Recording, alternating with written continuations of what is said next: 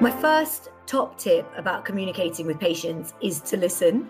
I think we're really quick to talk. We're really busy as dentists and we are trained to do things really quickly. So firstly, we're always chasing that carrot, right? There's like a carrot dangling there and we're like constantly chasing it. And we're not chasing it because we're money hungry dentists who want to see 50 patients a day. We're chasing it because we've got a time limit that's scheduled to us for doing this treatment, and our patients don't want to sit in our chair for 2 hours while we do a beautiful composite. So the quicker you can get this treatment done for this patient, the better service that you're providing for your patient. And so we're very much of that mindset in our mind about how can I get things done in the most efficient and effective way possible, and how quickly can I get the result from what I'm doing right now. I feel like that's the way that our mindsets are trained. However, during communicating with a patient, during a cosmetic consultation, where you're making that shift from dentistry that you need to dentistry that you want, the most important thing you can do is slow down, be present, and listen. So you stop and you ask the patient, what brings you here today? So tell me, what is it that you would like to change about your smile? And then, your patient will be like, my front teeth are a little bit crowded at the front here, and so I'm just wondering if there's something I could do about it. And then you're like, and you stop and you listen to them, and then see if they say something else, and they will. And then they'll say, my lower teeth are crowded too. They don't bother me as much, but maybe if we were looking at the uppers, we could look at those as well. Then you're like, okay, yep, that would be good. And then wait, and then they'll say, maybe I could whiten my teeth. I think I'd like to whiten it. Give them a mirror in front of them so they can look at themselves and start talking, and let them know that you're not rushing this appointment. This is not like them coming in for their dental checkup when you're like, oh great, you're here, lovely, sit down, glasses on, lie back, open up, okay, let's have a look. We're having a chat and I really want to know what's going on right now. And then they tell you about all their things that they're not happy about. You're like, okay, great. So what was it that brought you to wanting to talk to me about it now? And then they might say, the smile questionnaire that you gave me at the beginning of my last appointment. Or they might say, I've been seeing this poster that you've put up in our waiting room saying that you're offering these treatments. I've seen on your Instagram that you're doing these things, and I've been watching, and then it was finally time. And then still don't accept that as an answer. I would be like, okay, so how come it was time now? And the more information you can get out of that patient, and the more you can get through it and get to a point where you're not talking about like the science of dentistry anymore, that I've got silver fillings and I want white fillings and I've got a crooked tooth, but you're starting to talk about, I've got these silver fillings, but actually now I've got grandchildren, or now I've got children. And my child the other day said, oh mom, when you laugh, why is your mouth black? And then that made me feel bad. Or I've got my daughter's wedding coming up, and so I feel like, I'm feeling a bit conscious that actually her mother-in-law is really good looking, and what am I going to look like at the wedding? Or whatever that emotional thing is that's brought that patient in to see you now. If you can get to that, then that is what you're going to focus on to communicate with your patient. You're not going to communicate with them anymore talking about that crowding that they've got between their front two teeth that they mentioned at the beginning. Yeah, that you need to remember what it was, why they came in. But the reason why they came in is because they've got this wedding coming up and they want to look their best for it, or they don't want their kids to say they've got black in their mouth anymore, or whatever it is, or they've just got divorced and now they want their revenge smile. And by constantly bringing up this exciting thing that was important enough for them to bring them into you, it also keeps reminding them about why they're in this journey with you. So I think that's something that that whole communication style of firstly really spending time talking to that patient. So I think that's the first thing that the first point I'd like to make.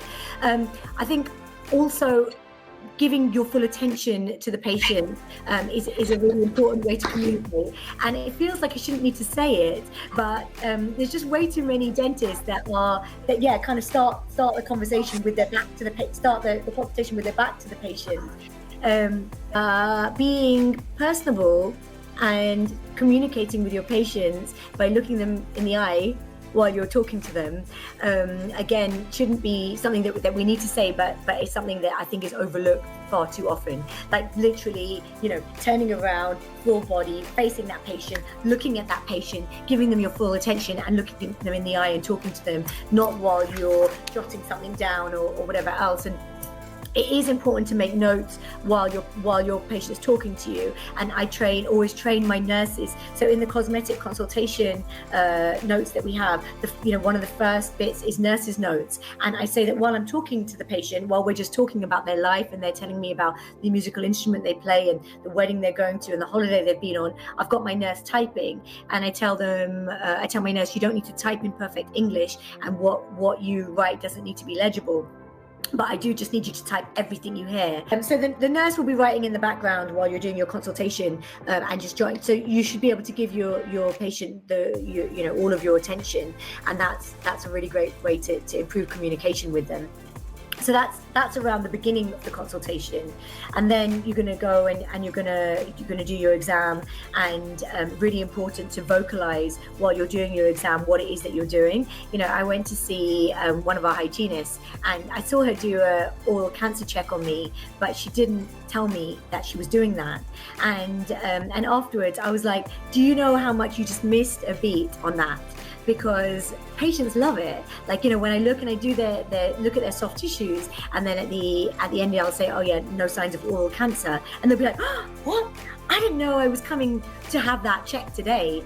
And then it's a big thing, right? They'll go and tell their friends and family about you and be like, oh man, Pavi's amazing. I just went for a consultation and she even checked if I had cancer, and I don't have cancer, by the way. Like, and that is, well, I don't have oral cancer. And so that is, we want our patients to be talking about us, because a big thing about cosmetic dentistry, the way that we want to build our books, is that when we have patients that we like, we want them to send us similar patients, because if they can afford these sort of treatments, and if they care enough about what they look like to spend this sort of money on these type of treatments, then they know other people who can also afford them and also care about them. And so, we want to be aiming for every one of our patients to be bringing us 5 new patients.